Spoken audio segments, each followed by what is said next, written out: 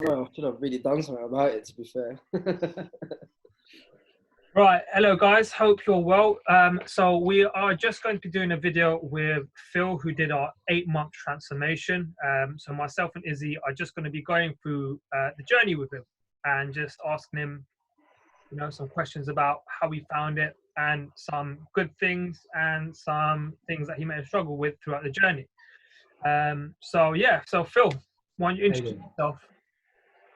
Hey, yeah, I'm Phil. I started the 8-month journey with Sandeep and Izzy at Evolve. Amazing guys to work with. For me, I started in a position where I needed to lose weight, I needed to get healthier, and I needed to get my mind right. And I didn't know where to start, to be honest. And obviously, got picked for the transformation, as you know, and it went from there. And the guys, day by day, it's been difficult. It's not been the most pleasant experience in the beginning with aches and pains. But hey, I got to the end of the 8 months, which was another hard situation because I got locked out and we couldn't work in the gyms. So yeah, it's been different. Cool, man. So what was the motivating factor that kind of wanted you to get into training with us and actually get to this transformation? Originally, it was about having a grandchild and losing my parents young and just getting better mentally, to be honest. That was one of my main struggles has always been mental health, up and down all the time, good days, bad days, like everyone has, but my bad days seem to last for weeks and months sometimes. So it was kind of getting into a routine of going to the gym, after a physical day at work where I was completely shattered, but I knew it had to be done to make my health better. And up to now, I lost just over 3 stone. So, it's improved my life crazily. I couldn't thank the situation I was in now to what I was back then because it's totally different. And how have you, you touched on obviously the mindset and stuff. When you was at points where you you felt down, and obviously, like you said, sometimes with you it will be weeks. Like, what would be your ways? Would you have sort of ways of getting yourself out of that? In the beginning, to be honest, I would sit there and just watch TV, eat crap. It was hard to get out of it, to be honest. If I went for, I wouldn't really do much before. I wouldn't do much walking. I wouldn't go to the gym all the time. I would just go when I felt good about it. But obviously, it's quite hard to explain because if I'm having a bad day from work, I'd come in, sit down, and that would be the end of it. And until I started going to the gym and getting a routine in, it was kind of hard to sort of get started. But having you guys there made it quite different for me because I had someone to sort of answer to as well as answer to myself, and it made me feel like I needed to carry on doing it, if you know what I mean, that support system. And for me, that was a massive thing. So if we was to, let's say what would be your advice to someone else going through? Would you say being accountable helped you in those periods? Yeah, 100%. Accountable and having a support system around you that knows what you need to be doing. Yeah, sometimes you just need some help, right? Yeah, definitely. Yeah. That's good. So what did you find throughout the journey? What were, alongside the mental health, what were some of the biggest struggles that you kind of faced during that 8 months? And how were you able to overcome them, or what tools did you use to kind of overcome them? I had a few injuries and a few issues during the 8 months. My ankle played up a bit, my shoulder was sore. As I say, with the physical job I'm doing, you can hurt yourself in a second. Do you know what I mean? And I was training and working, so for me, I learned a lot more how to recover from you guys about the changing my routines around because of certain issues I had with my ankle, or something that will help me a bit more stretching. Definitely, my mobility is massively changed. And I'm not struggling so much moving around, and it just helps me a hell of a lot. Oh, that's good, man. So in terms of your injuries and stuff like that, when you got injured in the past, what would be the natural reaction in terms of, because I know with myself sometimes if I'd get injured, mentally it could just start frustrate you a little bit knowing that you can't move forward. So were there any points that when you got injured or when you had a little setback that kind of it got to you a little bit? Yeah, I mean, definitely frustration because, whereas I was working up to do certain things in the programs that we've been doing, I had the setback because I couldn't, squat as much because of my ankle. I couldn't do certain movements because of my ankle, and it just kind of felt like pushed me back a little. But once I realized you could find a different way of doing it and still hitting the same target muscles, to be honest, it sort of made me feel a lot better. It didn't make me feel as much down because I realized there's still a way of doing it. As before I worked with you guys, and I would have just rested, done nothing, and just let it get to me. Yeah. How was what are you like? So obviously, when you first came to us, you was in a certain headspace before you started the training. How's everything now with you? How's your headspace now? Are you like, answer honestly? How are you now? Obviously, it's a bit different as well because we're in lockdown now. So how do you feel like you've approached this situation with obviously everything that you've done? Do you think it's had an effect on it, or do you feel like it's still hard at times? What is it like? Yeah, I mean, if I'm honest, like you say, I'm quite an honest person with you guys anyway. It has been hard, especially with the lockdown, because I was getting to a stage where I was comfortable being on my own in the gym, and it was becoming a routine for me. I'm going to work, which is a physically demanding job, and now I'm not, obviously. So it's kind of like I've gone from working with a physically demanding job, going for walks every day, 10,000 steps plus, and then going to the gym as well. Going from that to no work, not as much steps, and no training in the gym. Which recently I've started training up with you guys again. With the Sunday sessions, has helped massively as well. Otherwise, I wouldn't know what to do, to be honest. And mentally. Yeah. I mean, it's tough, right? Especially having other people around. Did you find that? So, for example, in those Sunday sessions, we've got other people in the session as well. Now, did you find that was quite a beneficial thing for you? Did you find that useful having other people around you training? Yeah, definitely. In some ways, it was like we worked as a group, but it was like kind of like a competition as well. Because no one wants to admit it, but we're all in competition with somebody at some stage. You do it, and it's just like you can do a little bit more because they've done a little bit more, and you push each other. Which is nice in a group setting. You all get sort of more from it, if you know what I mean, as opposed to being on your own. Unless you've got like trainers like you guys who will push you. If you're on your own in the gym, you won't get as much. I don't think you get as much feedback from it. Whereas you work with other people, you do feel, it feels different. It feels like a family environment where everyone's pushing and everyone's helping. And that's, for me, that helps a lot. That competitive fun, right? Just definitely. At a time like this is quite vital, right? Especially when we're just at home. It's nice to just sort of, even if it's sharing a screen with a few other people, it goes a long way, right? Definitely. It's been very hard. Like, you both guys have known, you're training people like myself through the Zoom, through the training, and it's strange for everybody because I know yourself. You can only see so much, and it's hard for you to sort of rectify someone if you're quite hands-on. You'd be making sure that they're in the right position, and you're doing it from the other end of the screen. So everyone's adapting to this environment, which to me is the best way we can get through it, to be honest.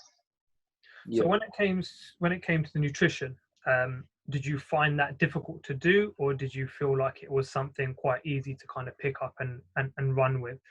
And how has your relationship with food been in the past compared to now? I mean, is it any better? Is it any worse? Is it the same? It's definitely better. I mean, my nutrition side of things. The sad part about it is I actually had quite a bit of knowledge with regarding nutrition. Yeah. So with you guys, you didn't need to work with me as much of food, apart from the fact that I had to cut out the crap, basically. Whereas I said I'd sit down and watch TV after a bad day with biscuits, chocolate, whatever. You know, I just eat crap, and I wouldn't even think about the calories I was putting in. But now it's sort of definitely, you know, have a cup of tea if I fancy a biscuit. I'll have one or two, and that's the end of it. You know, it's kind of like my mindset is I don't really need it, so why am I eating it? Mm. And how do you address that? Because it's a question, it's a topic I'm having, a conversation I'm having with a lot of people that are like starting to train with me, like new clients especially at a time like this. It's the whole snacking thing, right? And they talk about when I'm bored, or like you said, when I'm watching TV, or when I've got a break from work, that sort of that comfort of having a snack, whether it's a crisps, whether it's a chocolate. So you coming from experience, saying that obviously it's something that you did.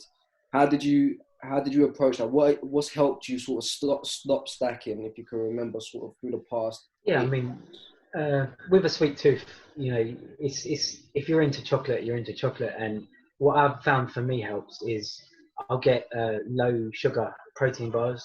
I'll use chocolate flavored protein, which is, you know, no sugar in it, sort of low carb sort of thing. And for me, it gives me the feeling that I'm having chocolate and I'm not.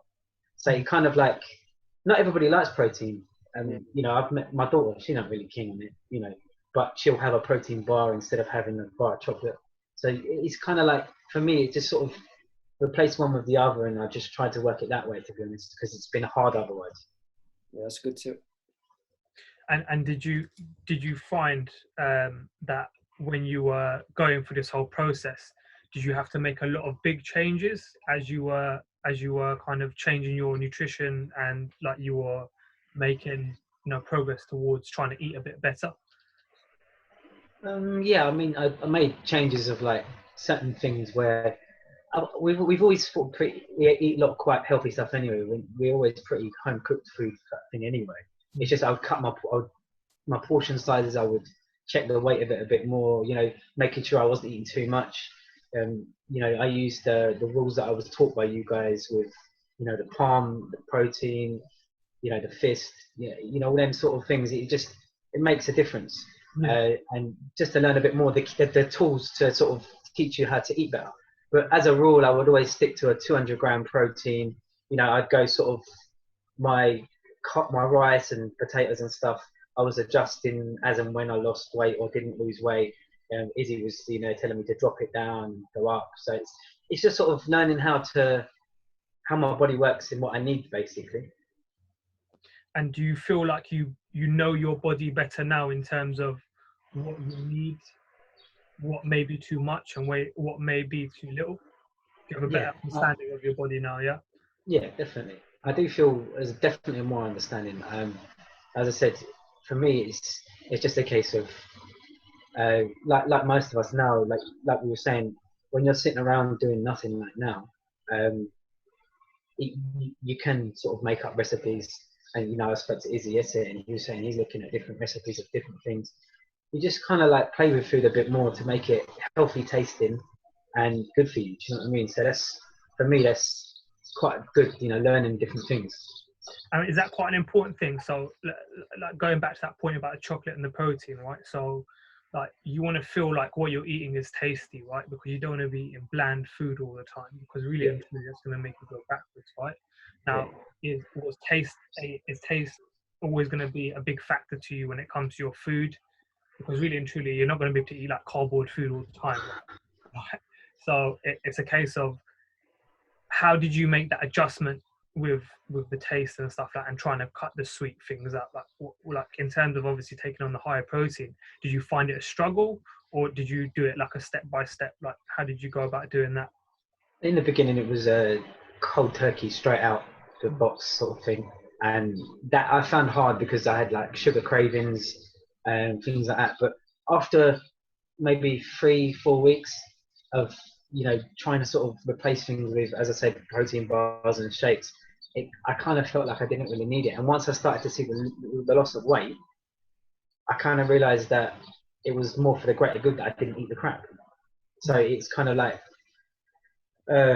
it's better not to have a chocolate bar and try and get on a little bit more and lose a bit of weight. And if I really want one, I can have one, but it's only one, and it might not be every day. It'll just be that one time, which is, you know, it's learning how to eat and fit into your calories.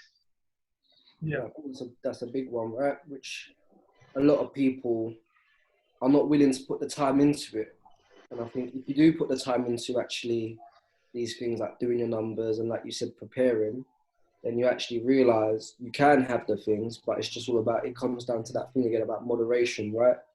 And knowing what's too much and what's okay and what you can have. And it does, like what I was saying, the video I put up on Instagram about cheat meals, right?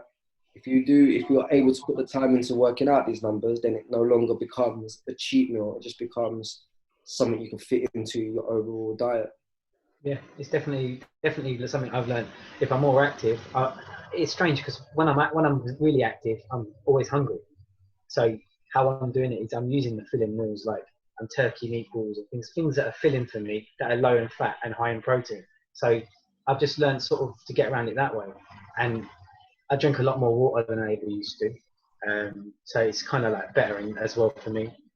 Taking my vitamins, taking my minerals, eating loads of veg compared to what I was before. Even I'd eat some, I'd always eat veg, but never as much as I needed.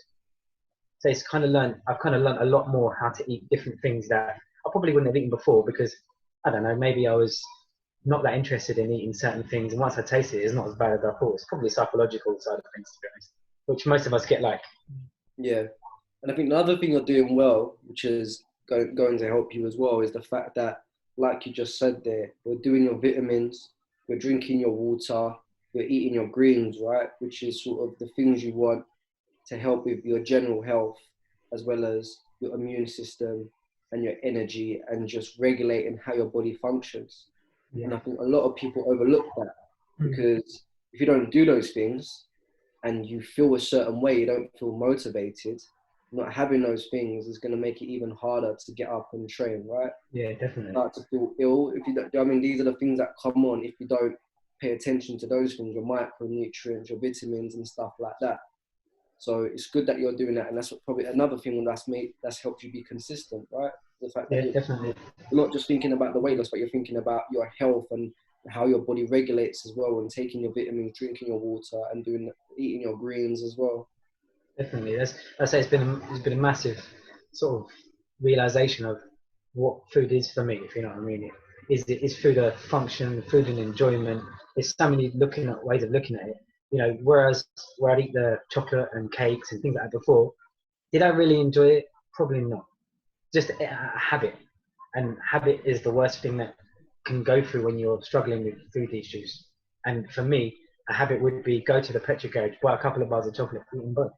Now, I don't bother. There's no point. I don't need it. I didn't want it in the first place. Yeah. I think like exactly what Izzy said there, right? It's just nailing down the basics, right? And you've got the basics down there, right? And you build a strong foundation. Any building needs a strong foundation to build on top of, right? And your nutrition is always going to be the biggest thing. So in terms of like on that point, what do you feel like there's been a big improvement in? Is it like in terms of your training and your nutrition? What do you feel has been more valuable in terms of the training and the nutrition? I know both have been, but what do you feel like you've got the most value out of, or what do you feel like you've made the most? I'd say definitely my training. As I said, walking a lot more and being more active, should I say? Because it doesn't matter what I'm doing, I'm just more active. You know, when I started in the beginning, before I did anything, with you guys, I started walking myself. I started doing little bits to prepare myself for what I thought was going to come, which, to be honest, it did. My body was never ready for what I was started, so my food had to be right to give me the energy to do it. And that's one thing I've learned, that food for me is definitely starting to sort of realize what I need for my body. So just to finish off on, Phil, what would be the best advice you could give someone who's just starting off and wants to transform themselves? Start small. Take a few steps, more than you would do normally. You know, drop something out of your diet that you're eating too much of. Just cut it down. Just little bits. Take it slowly. It's not going to happen overnight, because it didn't come on overnight. And I know that as one. It's something that you just need to step back and realize what you're doing it for as well. You're doing it for your health. You're doing it for yourself, for your family, for everything. There's what your reasons are behind it. So, as I said, step back, think about it, and do it slowly. Don't try and do 100 miles an hour, which I've done in the past myself, because it doesn't work. Great results in the beginning, but they don't go anywhere. And how much have you lost in? So let's track back. How much have you lost in total? How long has it been now? I suppose it's up to the 8th month. I think it was just around 3.5 stone. I think it worked out. Mm-hmm. And since then, obviously, we've locked down and everything. I've stayed the same. I've sort of stayed level. I haven't put on any weight. I haven't lost anymore. But again, I haven't trained as much. I haven't worked as much, and my nutrition wasn't 100% in between the last month or two. But it's gotten back to normal now. It's come back to eating better. Doing more exercise and trying to see more results now, as opposed to just not giving up kind of thing. Yeah. Well, the hardest part is, like we said before, is keeping the weight off, right? And the fact that during lockdown you haven't put on weight is great. It means that you're still on track, and you are on track, and you're still working towards it. So exactly like what you said, man. It's a case of baby steps, and then having that mindset all the way through. Like, it's not going to happen like that, and you're just going to gradually just keep implementing new habits to get yourself to where you want to get to. Yeah, and as I said, if it's not always about financials. If you need help, you need to get help. They might have you might have friends that want to work out with you and things like that. It's good to be around people that want to do the same things, because then it gives you more of a boost. Yeah, definitely. I think that's definitely a very important point. Is your environment that you surround yourself in is very much important, because if you're around people who don't have that same aspiration as you to lose weight, then you may be embedding yourself into habits that may not be conducive of you kind of getting to where you want to get to when it comes to weight loss. Yeah. So I think it's very important that you surround yourself with people who are in the same mind frame that you kind of want to be in. I think it's a very good point there as well. And maybe one that's quite overlooked as well, because your environment is very important. Right. Well, thank you for your time, Phil. Very much appreciated, and well done on. Yeah, I mean, definitely. Anything else you want to say, bro? No, man, it's cool. As I said, thank you. I don't see you both at the same time together anymore, so it's kind of strange. Only on a Sunday, but we can't really say anything, But no, I appreciate you guys, what you've done for me, do you know what I mean? And as I say, I'm continuing to work with as much as I can. And I'm getting my gym sorted at home. Hopefully better results as opposed to lesser results. Forward to it. Right. I'm trying to run through all that